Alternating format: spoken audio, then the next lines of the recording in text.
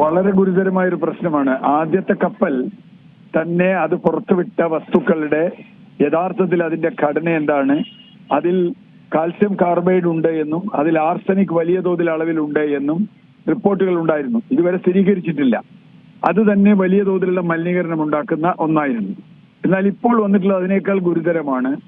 നമ്മൾ മനസ്സിലാക്കുന്നത്, ചാനലുകളിൽ നിന്ന് റിപ്പോർട്ട് കിട്ടുന്നത് അവിടെ സ്ഫോടനം നടന്നു എന്നാണ്. അപ്പൊ സ്ഫോടകാത്മകമായ എന്തോ വസ്തുക്കൾ അതിനകത്തുണ്ട് എന്ന് നമ്മൾ സംശയിക്കേണ്ടിയിരിക്കുന്നു. അത് മാത്രമല്ല, അങ്ങനെ സ്ഫോടനം നടന്നു കഴിഞ്ഞാൽ അതിൽ നിന്നുണ്ടാവുന്ന അതിലുള്ള കെമിക്കൽസ് മാത്രമല്ല, കൂടുതൽ അപകടകരമായ എന്തെങ്കിലും കെമിക്കൽ റിയാക്ഷൻ അതിൽ നടക്കാം. അത് മുഴുവൻ കടലിൽ വീഴാം. കടലിൽ വീണാൽ കടലിന് എന്ത് സംഭവിക്കുമെന്ന ഒരു പഠനവും നമ്മൾ നടത്തിയിട്ടില്ല. ഇപ്പോ കഴിഞ്ഞ കപ്പലിന്റെ തന്നെ ഞാൻ നേരത്തെ പറഞ്ഞ അതുകൊണ്ടാണ് കാൽസ്യം കാർബൈഡും ആർസനിക്കും ക്വിനോണും അതുപോലെയുള്ള വസ്തുക്കൾ അതിലുണ്ട് എന്ന് ഉറപ്പായിട്ടും അതിന്റെ ഇമ്പാക്ട് എന്താണെന്ന് പഠിക്കാൻ നമ്മൾ ആരും ശ്രമിച്ചിട്ടില്ല. അതിന്റെ വിദഗ്ധരാരും ഒന്നും മിണ്ടിയിട്ടില്ല. സർക്കാരും അനങ്ങുന്നില്ല. അതിനെതിരെ ഒരു കേസ് പോലും വരുന്നില്ല.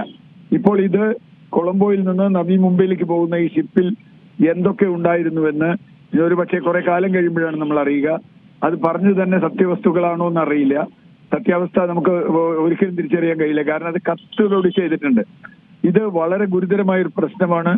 ഇത് ഏതെങ്കിലും വിധത്തിൽ രണ്ടെണ്ണം അടുത്തത് കേരളത്തിന്റെ തൊട്ടടുത്ത തീരങ്ങളിൽ തൊട്ടടുത്താണ് രണ്ട് സംഭവിച്ചിട്ടുള്ളത്.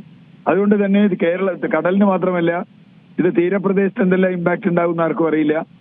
അത് വളരെ ഗുരുതരമായ ഒരു അവസ്ഥയാണ് ഇപ്പോൾ ഉള്ളത്.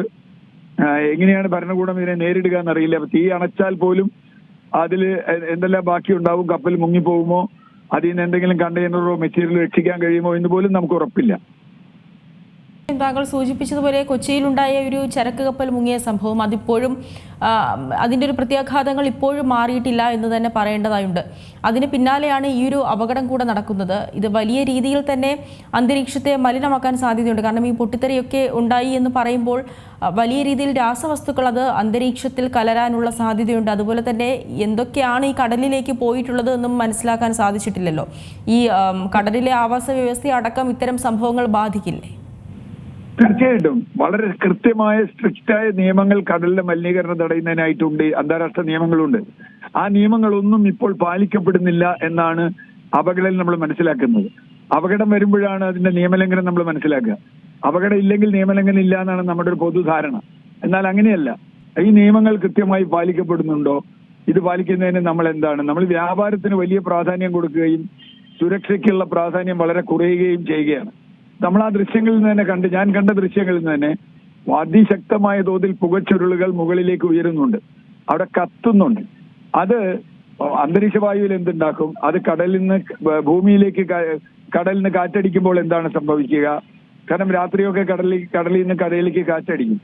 എന്ത് സംഭവിക്കും? അത് തീരത്തിന് എന്ത് സംഭവിക്കും? ഇതൊക്കെ വന്ന അവസാനം ഈ തീരത്തടിയും. മത്സ്യസമ്പത്തിന് എന്ത് സംഭവിക്കും? ഇതൊന്നും ഒരു തരത്തിലുള്ള പഠനമോ പരിഗണനയോ നമ്മുടെ മുമ്പിൽ ഇല്ല എന്നതാണ് ഇപ്പോഴുള്ള ദുരന്തം. ഏറ്റവും പുതിയ വാർത്തകളും വിശേഷങ്ങളും വിരൽത്തുമ്പിലറിയാൻ സീ മലയാളം ന്യൂസ് എല്ലാ ഡിജിറ്റൽ പ്ലാറ്റ്ഫോമുകളിലും ലഭ്യം.